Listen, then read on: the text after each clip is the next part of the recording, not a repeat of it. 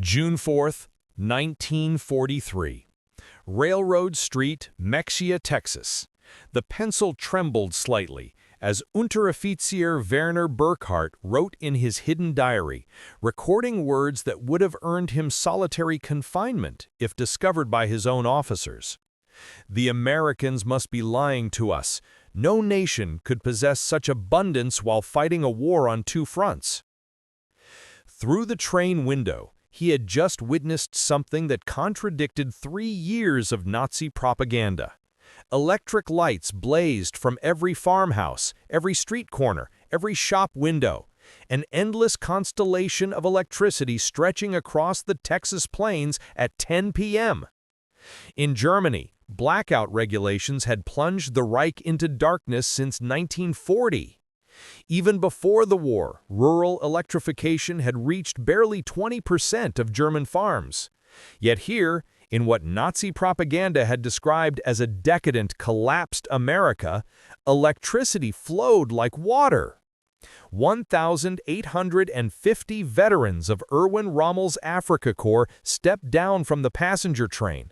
Not cattle cars, not freight wagons, but cushioned Pullman coaches with dining services and sleeping berths. The entire population of Mexia had turned out to witness their arrival. What none of them knew was that this moment would trigger the most profound psychological transformation in modern POW history. A systematic demolition of Nazi ideology through the sheer display of American industrial capacity. The mathematics of Allied victory were being written not in battle plans, but in production statistics that would soon shatter every assumption these soldiers carried about their enemies, their homeland, and their cause. The collapse had begun on May 13, 1943 in Tunisia. General Jürgen von Arnim, Rommel's replacement, surrendered along with approximately 250,000 to 275,000 German and Italian soldiers. The numbers varied as scattered units continued surrendering over several days. The Wehrhawk's most experienced desert fighters, men who had driven the British back to Egypt, who had earned the grudging respect of Montgomery himself, were suddenly prisoners. Among them was Hauptmann Friedrich Radke, holder of the Iron Cross First Class, veteran of the France campaign, wounded twice in North Africa. His diary, discovered decades later in the National Archives, would provide historians with the most detailed account of the psychological impact of American captivity on German soldiers. The journey from defeat to revelation began in the port of Oran, Algeria. As Radke and 30,000 other POWs waited in makeshift camps for transport ships, American efficiency was already beginning to crack their preconceptions. The U.S. Army processed thousands of prisoners daily with organizational precision that exceeded anything the Wehrmacht had achieved even at the height of its power. Identity cards were photographed and filed. Medical examinations were completed, inoculations administered. Geneva Convention rights were explained in fluent German by American officers who had been trained specifically for this moment. But the first real shock came with the food. Obergefreiter Hans Müller, captured with the 21st Panzer Division, wrote to his mother 8 months later, "In the cage at Oran, while we waited for ships, the Americans fed us better than we had eaten in 6 months of desert warfare. White bread, real coffee, meat twice a day. We thought it was propaganda, that they were trying to impress us. We didn't realize this was their standard military ration." The Liberty ships that would carry them across the Atlantic were themselves monuments to American industrial capacity. The SS Robert E. Peary had been built in 4 days, 15 hours, and 29 minutes at Kaiser Shipyards in Richmond, California, a fact that would have been dismissed as impossible propaganda if the Germans had known it. These vessels, produced at a rate of 3 per day at peak production, were returning from delivering supplies to the European theater. Rather than sail back empty, they carried human cargo, up to 30,000 POWs per month by summer 1943. The two-week Atlantic crossing in July 1943 provided the second phase of psychological demolition. Feldwebel Kurt Zimmermann of the 90th Light Division kept a detailed account that survived in letters to his family after repatriation. The ship's crew, he noted, disposed of more food waste each day than his entire company had received in weekly rations during the final months in Africa.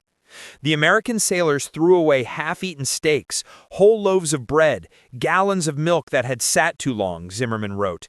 They did this openly, without thought, not to mock us, but because to them this waste meant nothing. Their supply was limitless. The ships themselves became floating classrooms in American power. POWs discovered that the vessel carrying them was one of 2,710 Liberty ships that would be built during the war, each one requiring 250,000 parts, assembled from components manufactured in 32 states.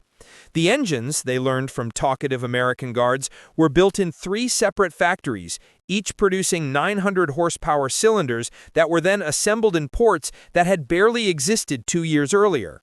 Lieutenant Colonel Wilhelm von Steuben, whose aristocratic Prussian family had served in every German war since Frederick the Great, would later write in his memoirs, "As our ship approached the American coast, I watched the radar antenna rotating above the bridge.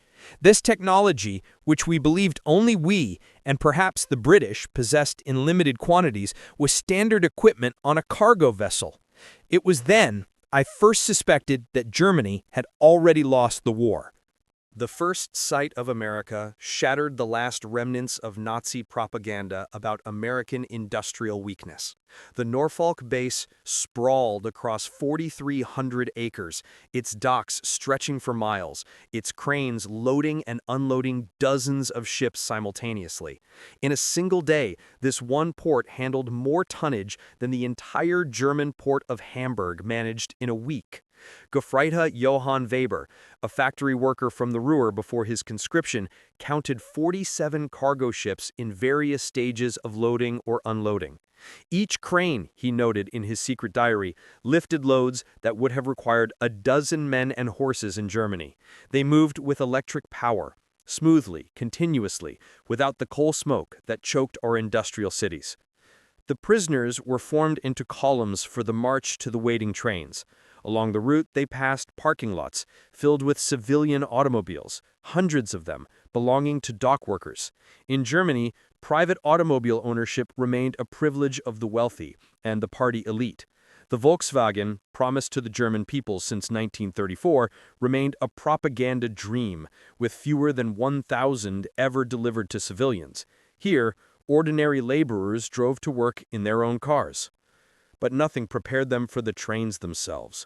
Not boxcars, not the 40 and 8 wagons, 40 men or 8 horses, that had carried German troops across Europe, but full passenger coaches, Pullman cars with padded seats that converted to sleeping berths, dining cars with white tablecloths and silver cutlery. Oberhauptmann Rodke wrote, "We boarded like tourists, not prisoners. The American guards seemed almost embarrassed by the comfort. One sergeant apologized that the air conditioning wasn't working properly in our car. Air conditioning, in August. We had believed such luxury existed only in Hitler's personal train." The 3-day train journey from Norfolk to the camps of Texas and Oklahoma would prove more destructive to Nazi ideology than any military defeat. As the trains rolled through Virginia, the prisoners pressed their faces against windows, witnessing an America that couldn't exist according to everything they had been told. Every small town blazed with illumination. Martinsville, Danville, Greensboro, communities that in Germany would have been lucky to have a single electric street lamp, displayed illuminated shop windows, electric signs, houses with lights burning in multiple rooms. The trains passed factories running night shifts, their windows glowing, parking lots full even at midnight. Obergefreiter Meyer, whose father was a Nazi Party block leader in Hamburg, wrote in a letter discovered in 1987, "We passed through dozens of cities that first night. Each one had more electricity than all of Hamburg. The guards told us this was normal, that every American town had had electricity since the 1920s. I called him a liar. He just shrugged and said we would see. In Roanoke, Virginia, the train stopped for water and coal. The prisoners watched as American railway workers performed in 30 minutes what would have taken 2 hours in Germany. Automated coal loaders, electric water pumps, mechanized lubrication systems. Every aspect of the operation demonstrated technological superiority. More disturbing still was the casual wealth of the workers themselves. They wore leather boots that would have cost a German laborer 2 months' wages. They drank Coca-Cola from glass bottles and threw the empties into bins without thought. They smoked cigarettes continuously, stubbing them out half-finished. Feldwebel Heinrich Müller, an electrical engineer from Siemens before the war, calculated that the single railway yard they stopped in used more electricity in 1 hour than his entire district in Berlin used in a day. He wrote, "The waste was magnificent. They left lights burning in empty buildings, electric fans ran in vacant rooms. It was the carelessness of infinite resource." As the trains crossed into Tennessee and Kentucky, the prisoners encountered American industrial power in full display. Through the windows, they watched endless factories, each one larger than anything most had seen in Germany. The Alcoa aluminum plant in Tennessee stretched for 3 miles along the river, its electric furnaces consuming 175,000 kilowatts of power, more than the entire city of Munich. Near Louisville, the train slowed as they passed the Rubber Town complex, where synthetic rubber plants had sprung from empty fields in just 18 months. 4 massive facilities, each employing thousands of workers, produced 800,000 tons of synthetic rubber annually. Germany, despite inventing the process, had never managed more than 120,000 tons in its best year. Oberleutnant Erich Hoffmann, a chemist from IG Farben, understood the implications immediately. In a post-war interview, he recalled, "I knew those plants. I could see the distillation columns, the catalytic crackers. Each facility was more advanced than anything we had built. And there were 4 of them, just in this one location. They told us there were dozens more across the country." The trains passed Ford's Willow Run plant outside Detroit, visible from miles away. This single factory, built in just 9 months, produced a B-24 Liberator bomber every 63 minutes. At peak production, 42,000 workers assembled bombers from 1,550,000 parts manufactured by 1,500 subcontractors. The plant consumed 2.5 million square feet of floor space and used more electricity than the entire German city of Cologne. Hauptmann Werner, a Luftwaffe pilot shot down over Tunisia, pressed his face against the window as they passed. He counted 17 B-24s in various stages of completion visible from the train. "We had been told American planes were inferior, hastily built, would fall apart in combat," Werner wrote. "But I could see the precision of the assembly lines, the quality of the construction. These were not inferior aircraft. They were simply built faster than we could have imagined possible." The deeper the trains penetrated into America, the more complete the destruction of Nazi mythology became. In St. Louis, they crossed the Mississippi River on the Eads Bridge. Below them, barges carried more grain than the entire German harvest of 1942. The prisoners could see grain elevators stretching along both banks, each one holding enough wheat to feed a German city for months. Unteroffizier Karl Schmidt, a farmer's son from Bavaria, wrote in his diary, "The Americans transport food as we transport ammunition, in endless quantities, without concern for loss. I watched them loading a single barge with enough wheat to feed my entire village for 5 years. The crane operator was eating a sandwich with meat thicker than our weekly ration." In Kansas City, the train stopped at a massive stockyard where tens of thousands of cattle waited for slaughter. The smell of meat-packing plants filled the air for miles. German POWs, who had subsisted on 200 grams of meat per week in Africa, when lucky, watched American workers eating beef sandwiches during their lunch break. They ate meat like we ate bread. No, that's wrong. They ate meat like we wished we could eat bread.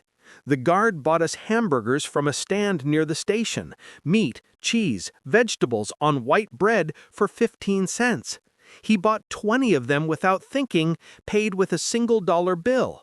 This was not special, this was their normal food. The arrival at the camps themselves provided the next level of cognitive demolition. Camp Hearn, Texas, built in just 4 months, housed between 3,000 and 4,800 prisoners in conditions that exceeded what most had known as civilians: wooden barracks with electric lights, flush toilets, hot showers, and steam heat. Each building was constructed with more lumber than entire German villages possessed. The camp hospital astounded the medical personnel among the prisoners. Oberst Colonel Dr. Friedrich Bauer, chief surgeon of the 164th Light Division, found himself in a facility better equipped than most German civilian hospitals: X-ray machines, surgical equipment, pharmaceutical supplies that had been unavailable in Germany since 1941, all standard provision for enemy prisoners. They had penicillin, Dr. Bauer would later testify, this miracle drug that we had only heard rumors about. They used it freely, even on prisoners with minor infections. German soldiers were dying for want of basic sulfa drugs, and the Americans were giving us their most advanced medicine without hesitation. The camp kitchen became another classroom in American prosperity. Prisoners assigned to cooking duties discovered walk-in refrigerators, electric mixers, automated dishwashers, and gas ranges that could prepare meals for 5,000 men.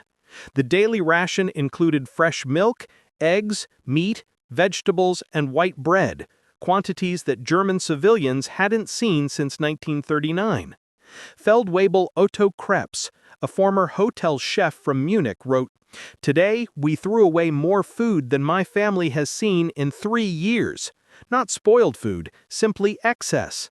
The American regulations require we prepare 10% more than needed to ensure every prisoner receives full rations. The surplus is discarded. I wept as I threw perfectly good bread into the garbage." By September 1943, the labor shortage in American agriculture led to the employment of POWs in fields and factories across the country. This decision, driven by necessity, would prove more destructive to Nazi ideology than any propaganda program could have achieved.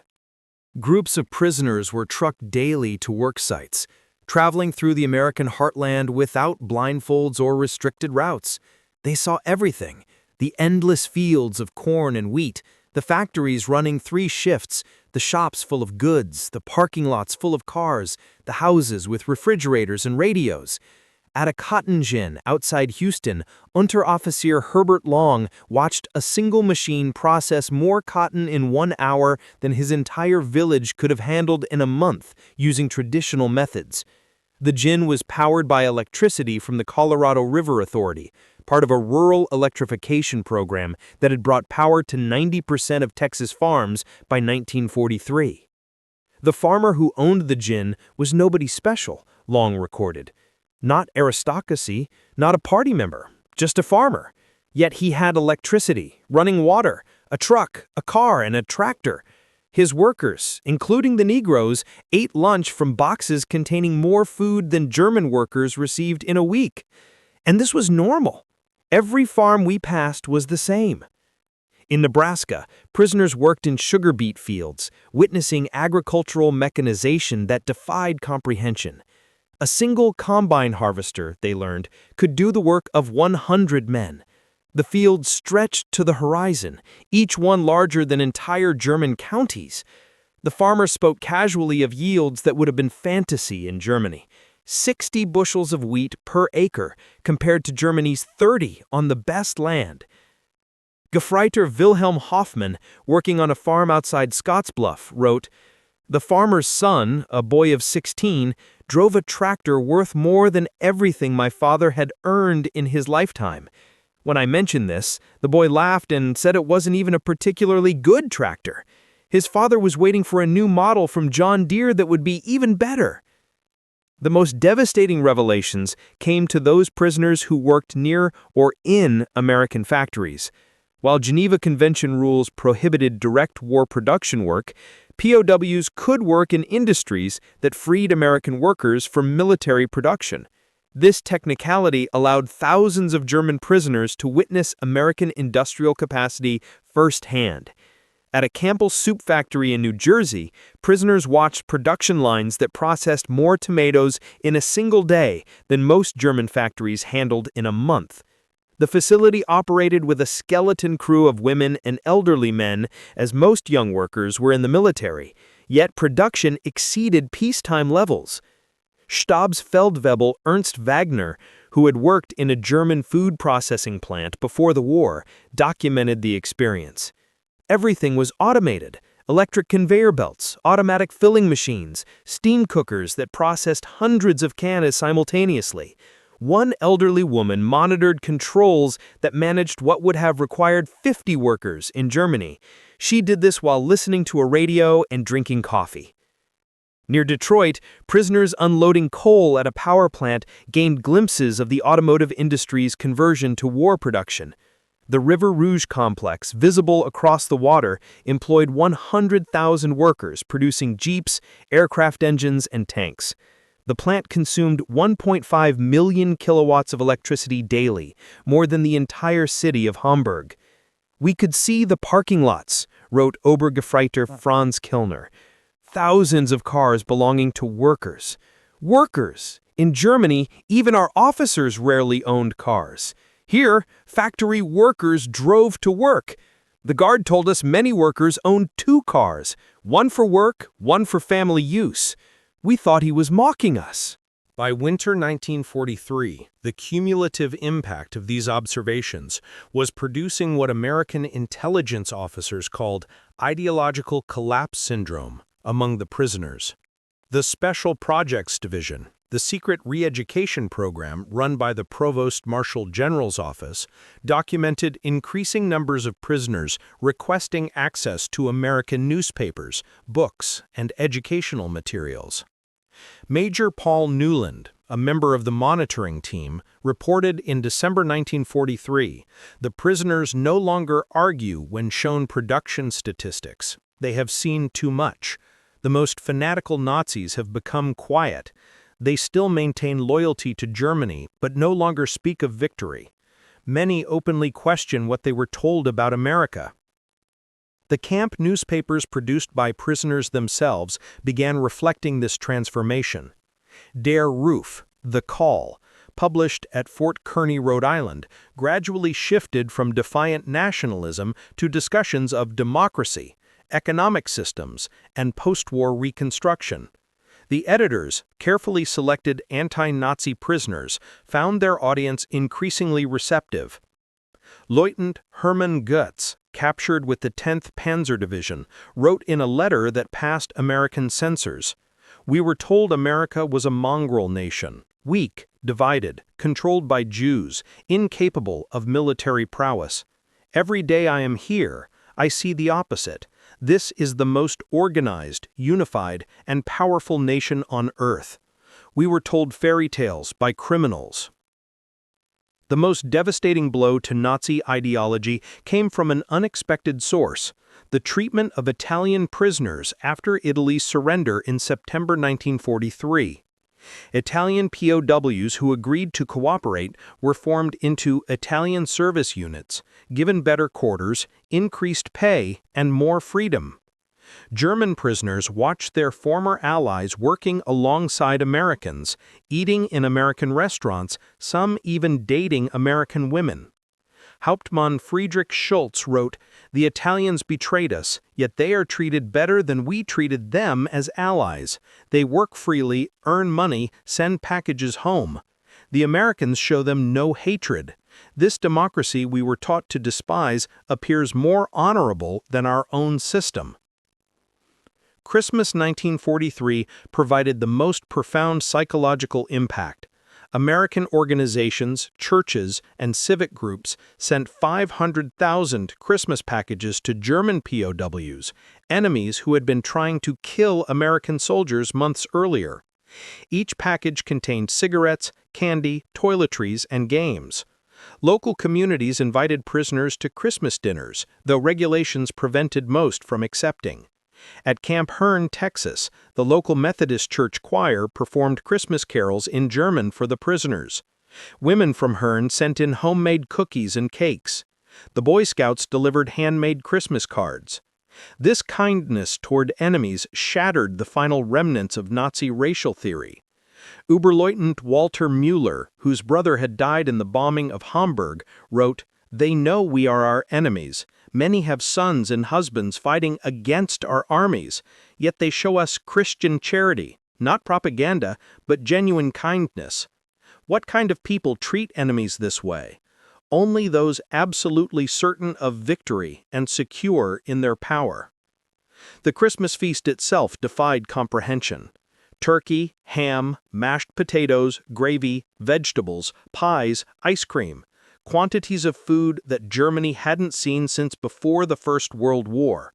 The prisoners ate until they were sick, unable to comprehend such resources being lavished on enemies. "We ate like kings," wrote Feldwebel Hans Braun. "Better than German generals eat, better than party leaders eat." And this was not special.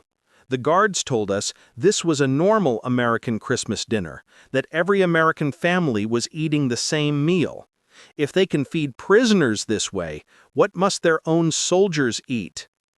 By early 1944, over 40,000 German prisoners were enrolled in educational programs. They studied English, American history, mathematics, and sciences. The University of Chicago provided correspondence courses. Stanford University sent professors to lecture on democracy and economics. The thirst for knowledge was insatiable. Prisoners who had been told Americans were cultureless barbarians discovered libraries with millions of books, universities that welcomed all social classes, scientific research that led the world.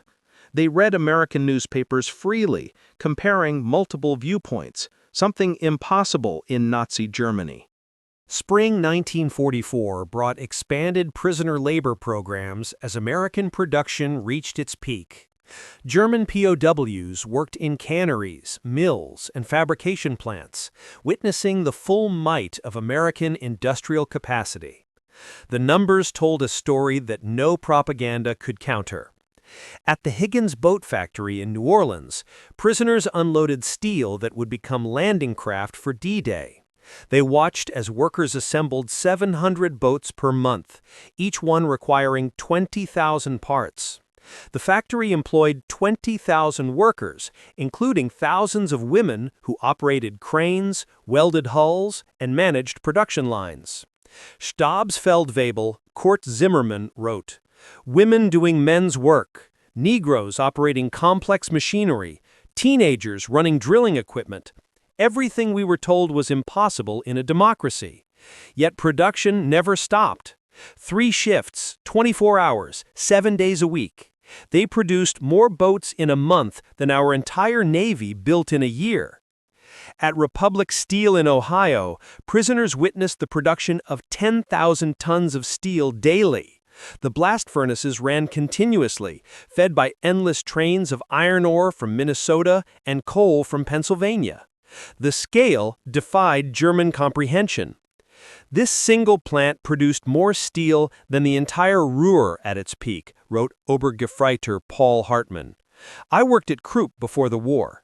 I thought I understood industrial production, but this was beyond imagination.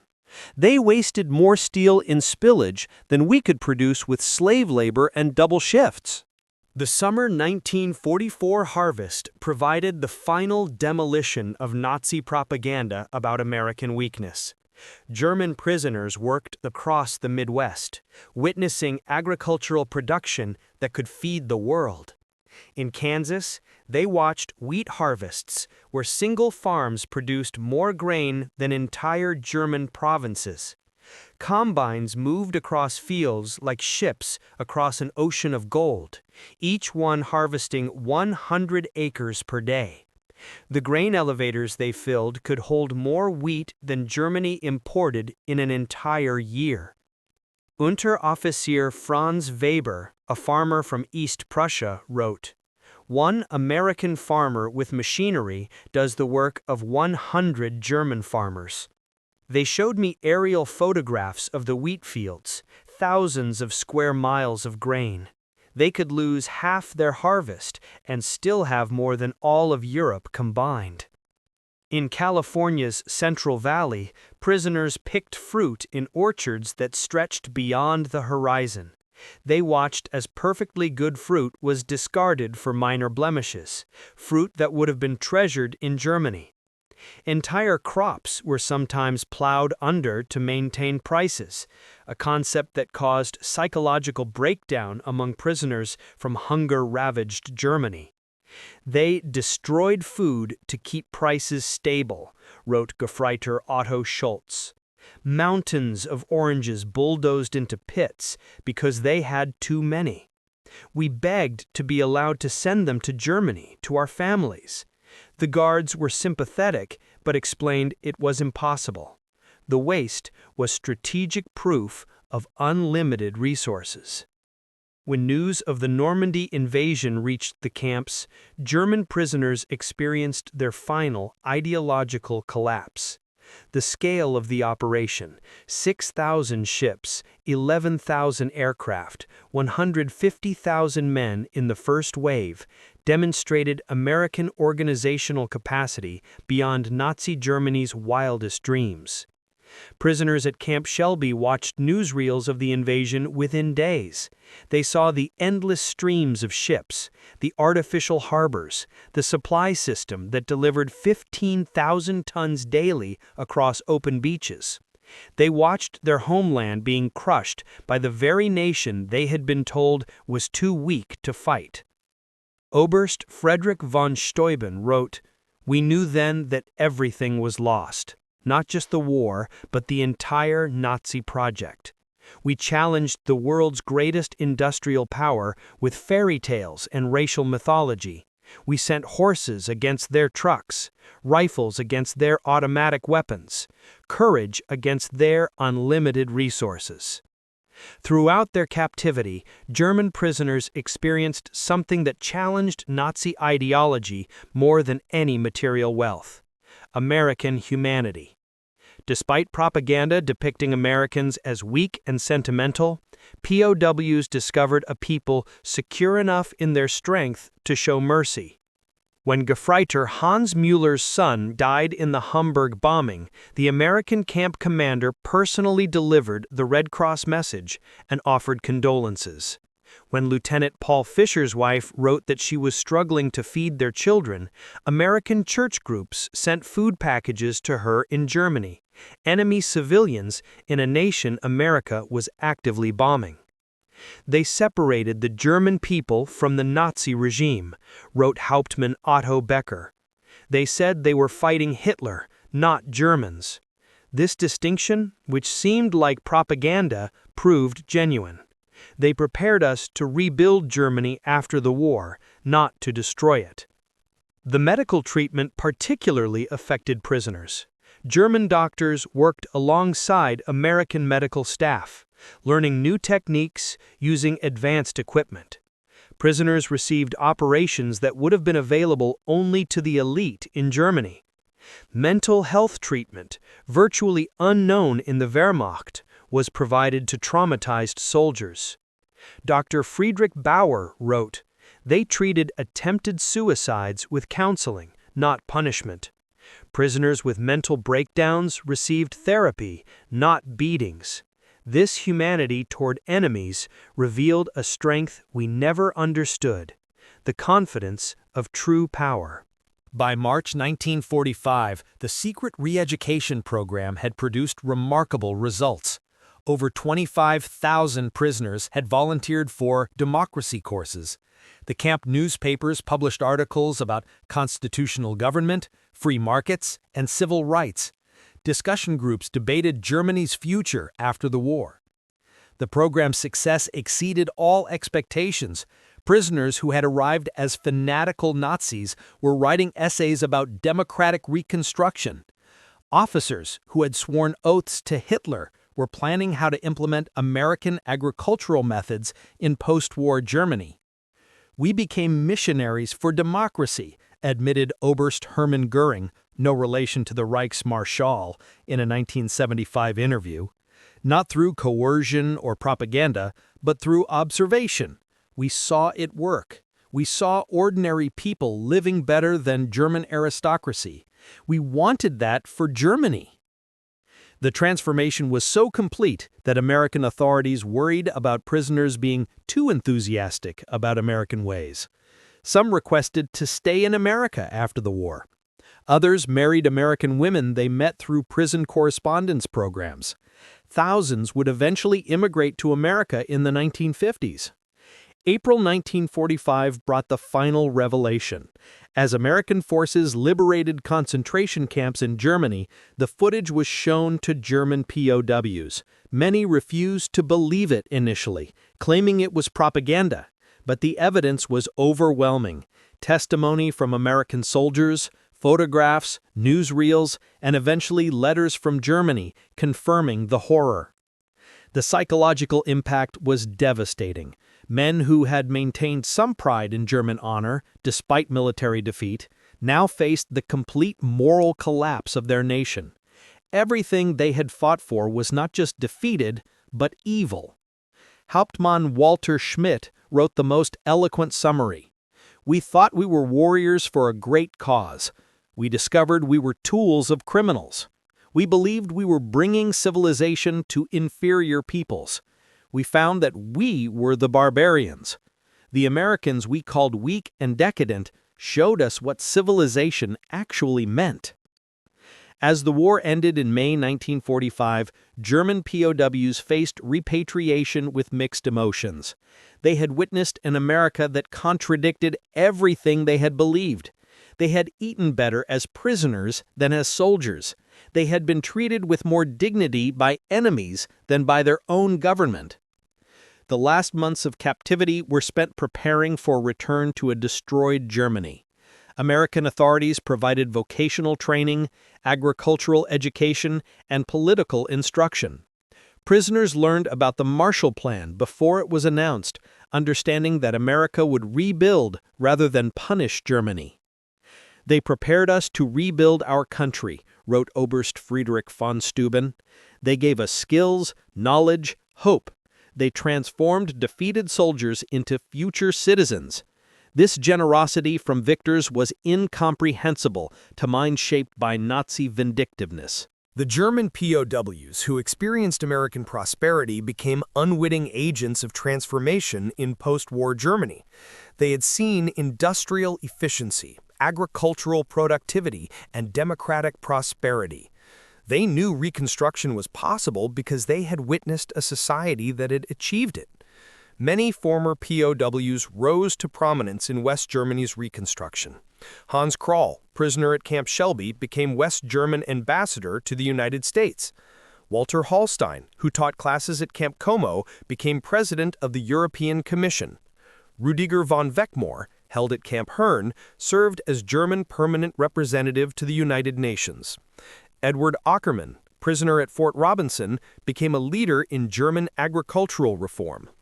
They brought American methods to German industry, American efficiency to German agriculture, and American democratic ideals to German politics. The economic miracle of the 1950s was built partly on knowledge gained in American prison camps. "We learned that prosperity came from freedom, not conquest," Hans Kroll wrote in his memoirs. "We saw that democracy created wealth, that diversity brought strength, that treating workers well increased production. These lessons, learned as prisoners, shaped the new Germany." Historians have called the German POW experience in America one of the most successful re-education programs in history. Without coercion, without propaganda in the traditional sense, American industrial might and democracy converted hardened Nazis into future democratic citizens. The program succeeded because it relied not on words but on observation. Prisoners saw American society functioning at peak efficiency while treating enemies with dignity. They witnessed industrial capacity that made German production look primitive. They experienced a standard of living that exposed Nazi promises as fantasies. Dr. Arnold Kramer, the leading historian of German POWs in America, concluded, "America won the propaganda war not through clever messages, but through sheer reality. Every full meal, every electric light, every working toilet was an argument against Nazism. The POWs were converted by prosperity." The statistics support this assessment. Of the 371,683 German POWs held in America, fewer than 1% attempted escape, with only 2,222 total attempts recorded. Post-war surveys showed that 95% rated their treatment as good or excellent. Most remarkably, thousands maintained correspondence with American families for decades after the war. Camp infrastructure. Over 500 camps across 45 states. 175 main camps with 325 branch camps. Average construction time, 90 days per camp. Labor contribution. 14 million man-days of agricultural labor, 100 million board feet of lumber processed, $230 million in labor value, 1940s dollars. Educational programs, 40,000 plus enrolled in educational courses, 135 camp newspapers published, 30,000 taking English classes, 15,000 in vocational training. Post-war immigration. Approximately 5,000 former POWs immigrated to the U.S. 12,000 plus maintained correspondence with American families. Average correspondence duration, 31 years. In 1985, on the 40th anniversary of the war's end, surviving German POWs held a reunion in Austin, Texas. Over 500 former prisoners returned to America, many bringing their families to show them where their transformation had begun. Former Obergefreiter Hans Weber, who had been held at Fort Robinson, Nebraska, and later returned to become a physician in Germany, spoke at the reunion. Life in the camps was a vast improvement for many of us who had grown up in cold water flats in Germany. We discovered running water, central heating, and abundant food. But more than that, we discovered dignity. Former Stabsfeldwebel Kurt Meyer, who had worked on farms in Iowa, added, "The farmers treated us not as enemies, but as young men far from home. They shared their meals, their knowledge, sometimes their homes. This humanity from people whose sons were fighting against us, this changed us forever." At the 1985 reunion dinner, former Oberst Hermann Goertz, then 78 years old, delivered the keynote address that captured the essence of the transformation. "We came to America as enemies, as Nazis, as believers in a lie. We left as friends, as Democrats, as men who had seen the truth. America showed us that strength comes not from conquest, but from production, not from hatred, but from diversity, not from tyranny, but from freedom. We witnessed the arsenal of democracy at full production. We saw farmers who produced food for the world, workers who built the tools of victory, and citizens who treated enemies with dignity. We learned that America's true weapon was not its bombs or tanks, but its inexhaustible capacity for creation and its unshakable confidence. We returned to Germany with a mission: to build a society that could create rather than destroy, that could prosper through peace rather than war. The Germany that rose from the ashes was built on lessons learned in American prison camps. We who came as conquerors left as students. To America, from your former enemies, now your friends, thank you for showing us the way." The auditorium erupted in a standing ovation, Americans and Germans together, former enemies united in recognition of a transformation that had seemed impossible when those first trains rolled into Texas in June 1943. The story of German POWs in America is ultimately a story of redemption through revelation.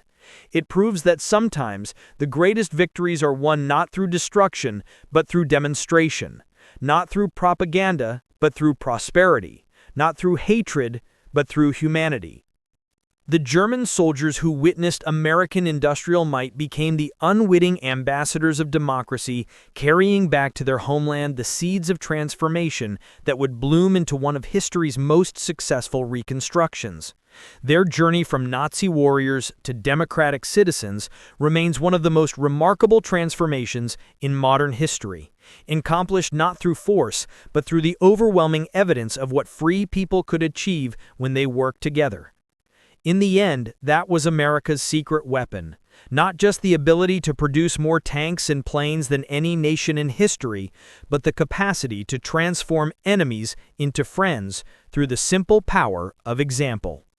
The German POWs were stunned by American industrial might, but more importantly, they were changed by it. And in that change lay the foundation for a better world.